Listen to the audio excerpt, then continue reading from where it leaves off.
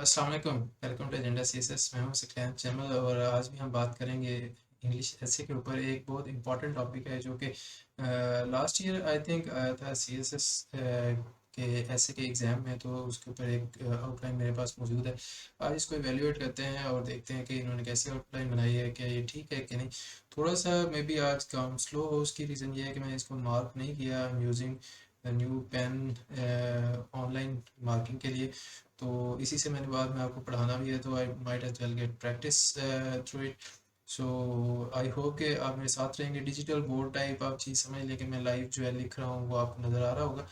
तो आई होप कि you will enjoy it. ये मैंने आपके लिए ही मंगवाया है। कुछ लोग मुझे कह रहे थे कि डिजिटल बोर्ड के ऊपर मैथ्स वगैरह करवाएं, तो मैथ्स जो है उसकी तो सीरीज़ अभी ख़त्म हो चुकी है, लेकिन कोई नए जो उसके टॉपिक्स हैं वो मैं आपको इसी के साथ लाइव बोर्ड पे इंशाल्लाह करवाया करूँगा। तो आज हम इसको इवेलुएट करते हैं। इसके ऊपर शायद मैं लिख ना सकूँ ज़्यादातर, लेकिन मैं अंडरलाइन ज़रूर कर दूंगा या मैं बता दूंगा यहाँ पे गलती है। और मेरी बातों को आपने सुनना ज़्यादा है, देखते हुए आप फिर उधर से वहाँ पे जो गलतियाँ मैं पॉइंट आउट करूँगा, मेरी बात को ध्यान से सुन के आप उनको करेक्ट कर सकते हैं। ठीक है जी, let's get started. Human development and economic sustainability ये टॉपिक है जी। और इसके ऊपर आउटलाइन की हेडिंग देने की बजाय इन्होंने सीधा इंट्रोडक्शन से स्टार्ट किया है। Human development and economic sustainability are closely interlinked. Okay, fine, this is good. Developed countries have achieved economic sustainability by focusing on human development. ठीक है जी, ये यहाँ पे जो फुट स्टॉप है ये थोड़ा सा ठीक नहीं लगाया हुआ, चले वो सही कर देते हैं। However, the developing countries like Pakistan are facing unstable economic growth due to less investment on human development। एक तो ये है कि जी ये लेस जो है, इसकी बजाय अगर आप इनएडिक्वेट कर लें, इनसफिशिएंट कर लें, that is much better word. और उसके अलावा ये है कि ऑन डेवलपमेंट इन्वेस्टमेंट ऑन नहीं होता, डेवलप इन्वेस्टमेंट इन होता है। ठीक है, तो investment in human development, therefore for economic sustainability there is a need. यहाँ पे आएगा, वो लिख लीजिएगा। There is a need to invest more on human development. Again ये आपकी प्रपोजिशन की गलती है, इसको ठीक कर लें। प्रपोजिशंस की गलतियाँ नहीं होनी चाहिए, स्पेशली अगर आप यहाँ पे थीसिस स्टेटमेंट लिख रहे हैं। ये चूंकि आपकी थीसिस स्टेटमेंट है, तो इसी के अंदर आप अगर गलतियाँ कर रहे हैं प्रपोजिशंस की स्पेशली, तो वो बहुत एक बुरा इम्पैक्ट जाता है। तो अपनी प्रपोजिशंस जो हैं उनको आपने ऑलवेज एंड ऑलवेज ठीक रखना है। ठीक है जी, चलें जी। हम लोग अगले सेगमेंट पे आ गए हैं। Impacts of stable economy on human development. क्या क्या इम्पैक्ट्स हो सकते हैं स्टेबल इकोनॉमी के ह्यूमन डेवलपमेंट पे। तो ह्यूमन डेवलपमेंट और इकोनॉमी इंटरलिंक्ड है। इन्होंने इनका पहला प्रेमिस ये है, मतलब ये है कि ह्यूमन डेवलपमेंट की वजह से इकोनॉमिक सस्टेनेबिलिटी आती है, अच्छी ह्यूमन डेवलपमेंट की वजह से, और इकोनॉमिक सस्टेनेबिलिटी की वजह से अच्छी ह्यूमन डेवलपमेंट हो पाती है। ठीक है जी, तो इन चीज़ों को पहले ये प्रूव करेंगे और चलें इनके आर्गूमेंट्स पढ़ते हैं। helps to improve helps to provide quality education। impacts of stable economy on human development. किस तरह से स्टेबल इकोनॉमी जो है ह्यूमन डेवलपमेंट को इम्पैक्ट करती है, तो क्वालिटी एजुकेशन देती है। लेकिन ये याद रखें कि आपका पहला जो है वर्ड उसको कैपिटलाइज करना चाहिए आपको, क्योंकि नया जुमला है, या फिर सारों के ही स्मॉल लेटर्स में रहने दें। ठीक है जी, अच्छा जी, ये तो हो गया फ्रेजल फॉर्म में। फिर आगे आते हैं। Helps to upgrade medical sector through investment on, investment again on नहीं होता, investment in research and purchasing new technologies. यहाँ पे फुल स्टॉप आना था, खैर फुल स्टॉप ऊपर भी नहीं लगाया, लेकिन यहाँ पे चूंकि नीचे लगाया हुआ है आपने, तो जाहिर है फिर आप यहाँ पे भी लगाना चाहिए और यहाँ पे भी लगाना चाहिए। More investment to transform infrastructure, उसके अंदर 3.1 में रोड्स, पार्क्स, इंडस्ट्री लिखा हुआ है। तो आप देख सकते हैं कि स्टेबल इकोनॉमी जो है वो किस तरह से ह्यूमन डेवलपमेंट को इम्पैक्ट करती है, कि क्वालिटी एजुकेशन आएगी आपके पास, इन्वेस्टमेंट होगी रिसर्च और परचेजिंग न्यू टेक्नोलॉजीज़ में, और बेटर जो मेडिकल सेक्टर है आपका वो ग्रो करेगा। इसके अलावा रोड्स और पार्क्स और इंडस्ट्रीज़ वगैरह जो हैं उनको ट्रांसफॉर्म करेंगे आप। ठीक है जी, ठीक है पॉइंट्स। लेकिन आगे आ जाते हैं जी। Provides opportunities to women in all spheres आएगा जनाब। यहाँ पे अगर आपने ऑल लिखा है तो यहाँ पे आप स्फेयर्स ऑफ लाइफ करेंगे, like female banks etcetera. Female banks, I don't think female banks जो है एक प्रॉपर टर्म है। बैंक्स जो है वो फाइनेंसिंग के लिए होते हैं। आप हाँ ये कह सकते हैं कि फीमेल फाइनेंसिंग फीमेल प्रोजेक्ट्स या फाइनेंसिंग फीमेल इंडस्ट्रीज़ वगैरह वगैरह। तो दैट वुड बी बेटर। ठीक है जी। तो इसको ज़रा आप देख लें, इसको आपने चेंज करना है। और इसके अलावा stable economy can bear the burden of mitigation and adaptation नहीं जनाब, एडेप्टेशन कॉस्ट होगा in order to counter climate change. Counter climate change को आपने काउंटर करना है तो उसके लिए मिटिगेशन और एडेप्टेशन स्ट्रेटजीज होती हैं, एडॉप्टेशन नहीं होता। ठीक है जी, इसके स्पेलिंग्स गलत है आपके। अगेन यहाँ पे एस स्मॉल है, ऊपर देखें अगर आप तो एम कैपिटल था, पी भी स्मॉल है, ऊपर भी एच स्मॉल है आपके। तो ये आप कर क्या रहे हैं, मुझे तो इस चीज़ की समझ नहीं आ रही। जस्ट अ सेकंड, चलें आगे आ जाए जी। How does human development lead toward economic sustainability. अच्छा, इसमें आपके जो ह्यूमन डेवलपमेंट है उसमें अगर आप देखें तो पर कैपिटा इनकम होती है, उसमें लाइफ एक्सपेक्टेंसी है और एजुकेशन है। ठीक है, तो लाइफ एक्सपेक्टेंसी और एजुकेशन तो होगी, लेकिन जो पर कैपिटा इनकम है वो वाला जो एस्पेक्ट है वो किधर है। ज़ाहिर है HDI की मैं बात कर रहा हूँ, ह्यूमन डेवलपमेंट इंडेक्स। तो वो मुझे नज़र नहीं आ रहा कि ह्यूमन डेवलपमेंट के लिए या पर कैपिटा इनकम के लिए किस तरह से स्टेबल इकॉनमी चाहिए होती है। इधर आपने विमेन की बात कर दी, लेकिन ओवरऑल भी एक आपने जिक्र करना थोड़ा सा। अच्छा जी, how does human development lead towards economic sustainability. Skilled citizens increase productivity of a country by developing the culture of innovation and creativity. ठीक है जी, लेकिन अब आप पूरे सेंटेंस स्ट्रक्चर में आ गए, जबकि पहले आप फ्रेजल फॉर्म में लिख रहे थे। ये भी थोड़ा सा इशू है, इसको देख लीजिएगा कि आपने एक यू नो यूनिफॉर्मिटी मेंटेन करनी है अपने स्ट्रक्चर में। Human development provides the foundation for economic progress. Progress के स्पेलिंग मुझे ये ठीक नहीं लग रही है, यहाँ मुझे सिर्फ एक एस नज़र आ रहा है, 2 एस करें। Provides the foundation for economic progress and attracts foreign direct investment.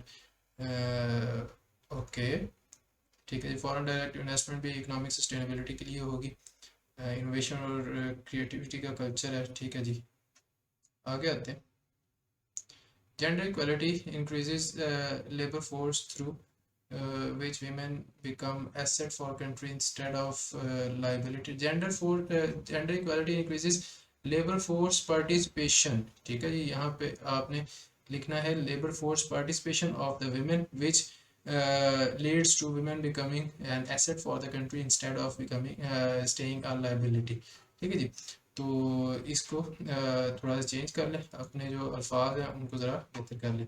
How have developed countries achieved economic sustainability? Case studies of US, China, of the USA होता है जी, क्या हो गया, चलें, of the USA होता है। ठीक है जी, the USA, sorry,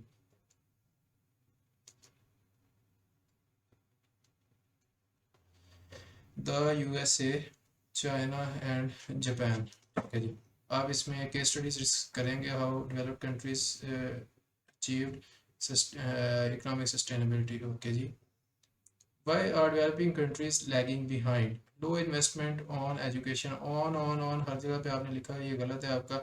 low investment in quality education much better.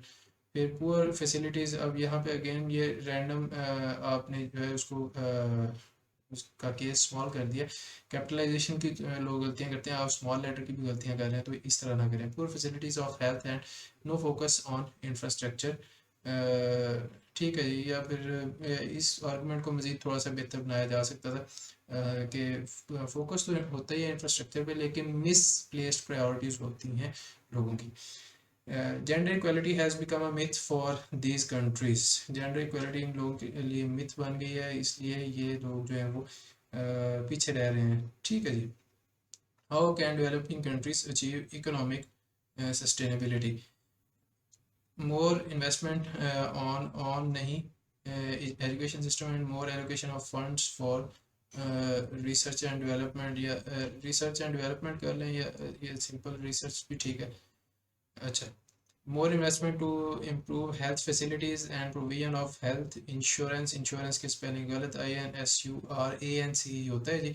And health cards to the masses, more improvement investment to improve health facilities. ठीक है, and provision of health insurance and health cards to the message.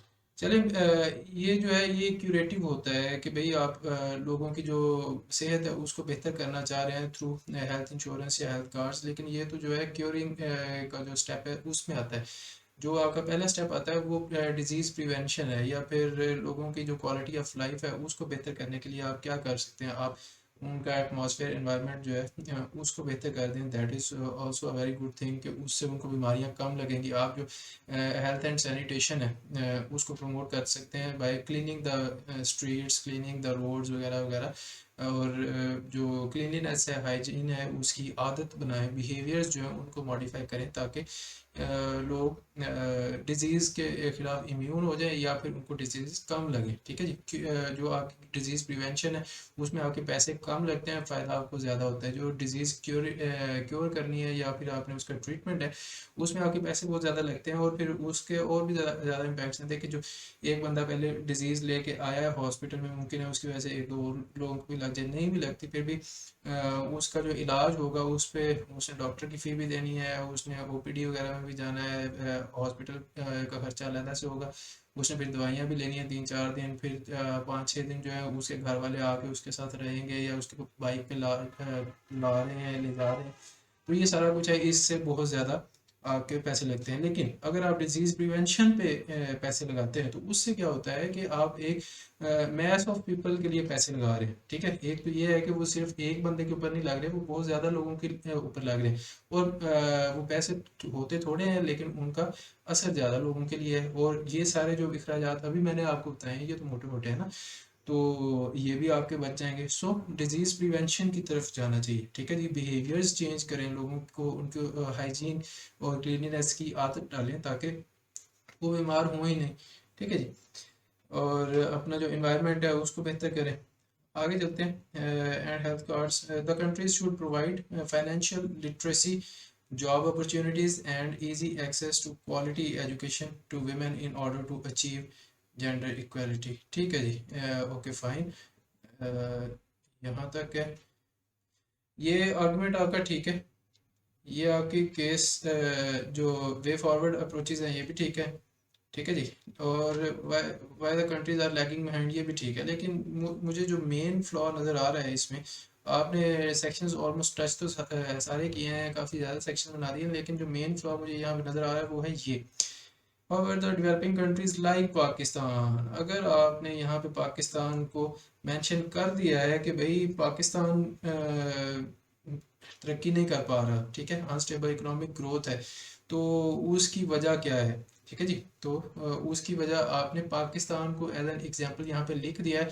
तो मैं expect कर रहा हूँ कि जब आप इनकी बात कर रहे हैं why are developing countries lagging behind, तो यहाँ पे आप बात करेंगे। दूसरी बात यह है कि वो यहाँ पे आपने बात की the developing countries like Pakistan are facing unstable economic growth. ठीक है जी, unstable economic growth due to less investment in human development. तो आपका मेन प्रेमिस या जो मेन फोकस है वो होना चाहिए कि उनकी जो इकोनॉमिक ग्रोथ है वो क्यों लैग बिहाइंड कर रही है, वो क्यों पीछे रह रही है। इन कंट्रास्ट आप यहाँ पे सीधा सीधा सिर्फ और सिर्फ ह्यूमन डेवलपमेंट पे लिख रहे हैं। ठीक है, नो डाउट ह्यूमन डेवलपमेंट को आपने डिस्कस करना है, लेकिन आप डायरेक्टली जब आपने ऊपर अपनी थीसिस स्टेटमेंट बनाई है उसमें आप पाकिस्तान की इकोनॉमिक डेवलपमेंट की बात कर रहे हैं कि पाकिस्तान की किस तरह इकोनॉमिक डेवलपमेंट नहीं हो रही due to a lack of investment in human development. ठीक है जी, तो खैर काफ़ी गुंजल गुंजल सा हो गया है, 3-4 तरह से 5 तरह से आपने कान इधर से भी पकड़े, इधर से भी पकड़े, ऊपर से भी पकड़े, नीचे से भी पकड़े, तो उसमें आप खुद भी कंफ्यूज होंगे, एग्जामिनर भी कंफ्यूज होगा। बेहतर है कि चीज़ों को थोड़ा सा सिंपल रख के इतने ज़्यादा सेक्शंस ना बनाए आई रिकमेंड, लेकिन अगर बनाने हैं तो आपको क्लैरिटी होनी चाहिए कि आप कह क्या रहे हैं। आप जो ऊपर बात कह रहे हैं क्या वही आप नीचे आंसर कर रहे हैं या फिर आप उससे हट गए हैं। अगर आप हट जाएंगे तो आप मार्क खा जाएंगे, जैसा कि मैं कंफ्यूज हुआ हूँ, इसी तरह अगर एग्जामिनर भी कंफ्यूज होता है तो मोस्ट प्रॉबली यहाँ पे आके आपका कांटा लग जाएगा और फिर आप कहेंगे जी कि क्यों मेरे साथ ही ऐसा क्यों होता है। ठीक है, तो ये थी जी आज की वीडियो, उम्मीद करता हूँ आपको पसंद आई होगी। नेक्स्ट वीडियो में हम एक और आउटलाइन देखेंगे इंशाल्लाह, एंड उसको चेक करेंगे कि उसके ऊपर कैसा है। मे बी इस वीडियो में आपको थोड़े बहुत फ्लॉज लगे हों कि मैं पेन चेंज कर रहा हूँ या व्हाट्सएवर, बट ये तो अब चलता रहेगा, आपको इस चीज़ की आदत डाल लेनी चाहिए। ज़ाहिर है जब आप ऑनलाइन क्लासेस भी लेते हैं और लाइव टीचर जो है वो टीच कर रहे होते हैं, तो उसमें भी इसी तरह छोटे मोटे मिसाइल आते रहते हैं 5-10 सेकंड के। तो इससे परेशान नहीं होना, आपने क्या करना है, आपने अच्छे बच्चों की तरह इस चैनल को सब्सक्राइब करना है, अपने दोस्तों को भी सजेस्ट करना है। And I see you in the next video, तब तक के लिए टेक केयर, अल्लाह हाफिज़।